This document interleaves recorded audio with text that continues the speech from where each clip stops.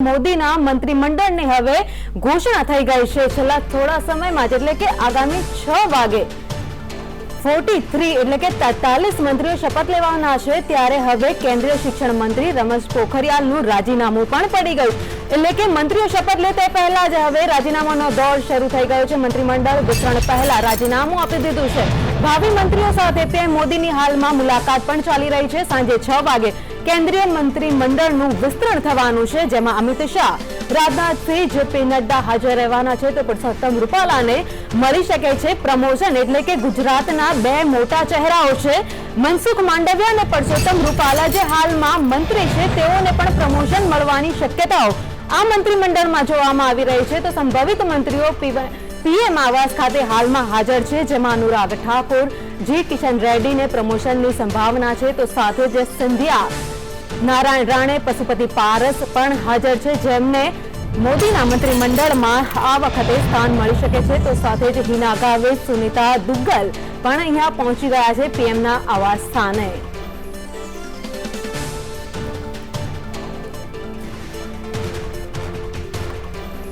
ત્યારે આ વિશે વધુ માહિતી માટે મારી સાથે જોડાઈ ગયા છે દિલ્હીથી संवाददाता अजय यादव।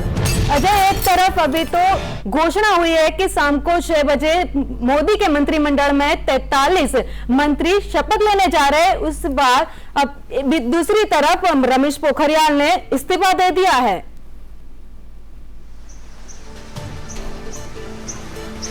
देखिए, निश्चित तौर पर भावनी, इसकी शुरुआत थावरचंद गहलोत से ही हो गई थी। थावरचंद गहलोत को राज्यपाल बनाया गया है और वहीं से यह कहा गया कि धीरे धीरे मोदी मंत्रिमंडल में जो कई सारे मंत्री ऐसे हैं जिन्होंने काम किया है, उनको हटाया भी जा सकता है, खास करके परफॉर्मेंस पे देख करके और दूसरी वजहों से।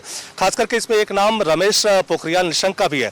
कहा जाता है कि उनकी तबीयत काफी खराब चल रही थी, इसी वजह से उनको एक तरह से हटाया गया है। माना जा रहा है कि थोड़े वक्त बाद उनका भी इस्तीफा हो जाएगा। इसी तरह से देवोश्री, जो कि बंगाल की लीडर है, उनका भी इस्तीफा हो गया है। सदानंद गौड़ा, उनके भी इस्तीफे की खबरें आ रही हैं। इसी तरह से एक के बाद एक कई इस्तीफे की खबरें आ रही हैं। जैसा कि मोदी मंत्रिमंडल के विस्तार से पहले ही ये कयास लग रहे थे कि कई मंत्री इस्तीफा दे सकते हैं, कई नए चेहरों को जगह दी जा सकती है और जिन मंत्रियों ने अच्छा काम किया है उनका प्रमोशन भी किया जा सकता है। अगर जिन मंत्रियों ने अच्छा काम किया है उनके प्रमोशन की अगर बात करें तो उसमें एक नाम अनुराग ठाकुर का है। उसी तरह से जी किशन रेड्डी, जो कि तेलंगाना के एक तरह से लीडर है, उनका नाम है। लेकिन अगर गुजरात से मुख्य रूप से बात करें तो पहले नाम चल रहा था कि पुरुषोत्तम रूपाला जो है प्रधानमंत्री आवास पे पहुंचे हैं, लेकिन बाद में खबर यह आई कि मनसुख मांडविया भी प्रधानमंत्री आवास पे बैठक के लिए पहुंचे हुए हैं।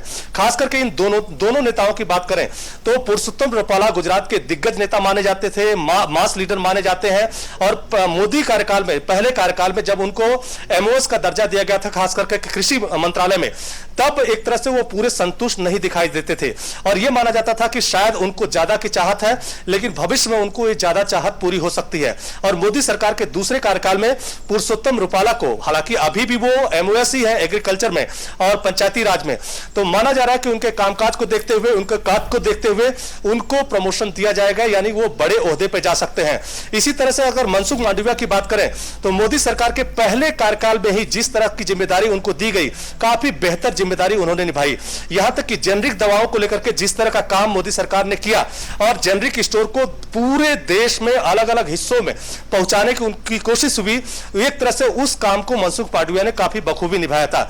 इसी तरह से केमिकल, फर्टिलाइजर और शिपिंग मिनिस्ट्री जो है, उसका काम भी मनसुख मांडविया के नेतृत्व में काफी बेहतर चल रहा था। तो यह माना जा रहा है कि उनके काम का नतीजा यह है कि मनसुख मांडविया को भी प्रमोशन दिया जा रहा है, वो भी बैठक में शामिल थे। लेकिन इसके अलावा अगर बाकी के लीडर्स की अगर बात करें तो कई सारे युवा चेहरा ऐसे हैं जो आज प्रधानमंत्री नरेंद्र मोदी के आवास पे देखने को मिले।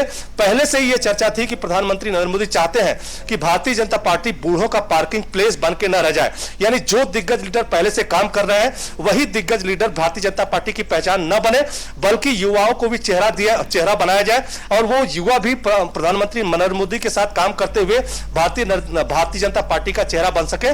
तो आज जो मंत्रिमंडल का विस्तार होना है उसमें युवा चेहरों को भी काफी जगह दी गई है। लेकिन गुजरात से सबसे बड़ी खबर यही है कि मनसुख मांडविया और पुरुषोत्तम रूपाला, किसी के कद को देखते हुए, किसी के काम को देखते हुए इन लोगों को प्रमोशन दिया जा रहा है। अजय, पीएम मोदी अपनी नई टीम तैयार कर रहे हैं, तो किसका क्या रोल हो सकता है?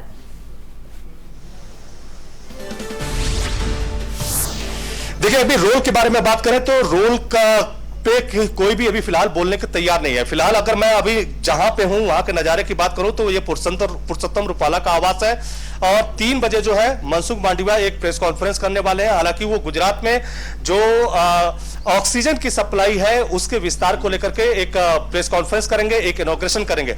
लेकिन पुरुषोत्तम रुपाला फिलहाल अपने आवास पे नहीं है, जबकि इनसे जुड़े हुए अधिकारियों से मैंने बातचीत करने की कोशिश की कि पुरुषोत्तम रुपाला को आखिर क्या प्रभार दिया जा रहा है, किस पद पे उनको बैठाया जा रहा है, इस पे फिलहाल कोई बोलने को तैयार नहीं है। इसी तरह से बाकी के लीडर की अगर बात करें तो बाकी के लीडर भी किनको क्या प्रभार दिया जाना है, कि कौन सा मंत्रालय दिया जाना है, क्या वही मंत्रालय रहेगा, उसका बड़ा ओहदा प्रमोशन देकर के बड़ा ओहदा मिलेगा या किसी दूसरे मंत्रालय में भेजा जाएगा, इसके बारे में फिलहाल कभी कोई बोलने को तैयार नहीं है। लेकिन यह जरूर है कि जब शपथ ग्रहण समारोह हो जाएगा उसके बाद सारे लीडर को क्या क्या जिम्मेदारी मिली हुई है इसके बारे में भी सूचना बाहर आ जाएगी।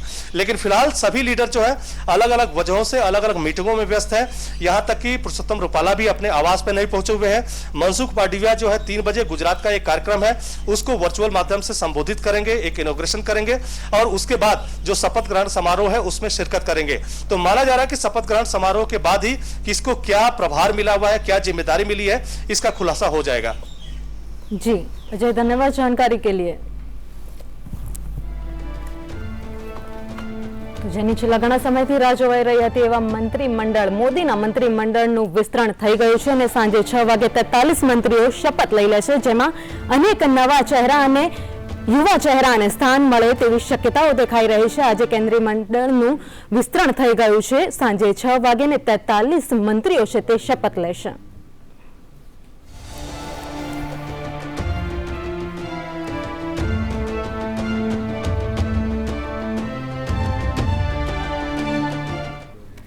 ત્યારે પીએમ મોદીના મંત્રીમંડળથી અનેક આશાઓ પણ બંધાઈ ગઈ છે। ત્યારે ગુજરાતના 2 ચહેરા જે દિગ્ગજ નેતાઓ છે પુરુષોત્તમ રૂપાલા અને મનસુખ માંડવિયાને પણ પ્રમોશન મળે તેવી હાલમાં શક્યતાઓ જોવાઈ રહી છે। તો સાથે જ સજાનંદ ગોડા, સંજય ધોત્રે, દેબોશ્રી ચૌધરીનું પણ હાલમાં રાજીનામું પડી ગયું છે। રમેશ પોખરિયાલ અને સંતોષ ગંગવાર પણ રાજીનામું આપી દીધું છે। એક તરફ હવે મંત્રીમંડળમાં જે સ્થાન મળવાનું છે 43 મંત્રીઓને, તો બીજી તરફ તેમની જગ્યા ખાલી કરવા માટે કેટલાક જે નેતાઓ છે, મંત્રીઓ છે, તેમણે હાલમાં રાજીનામા પણ આપી દીધા છે।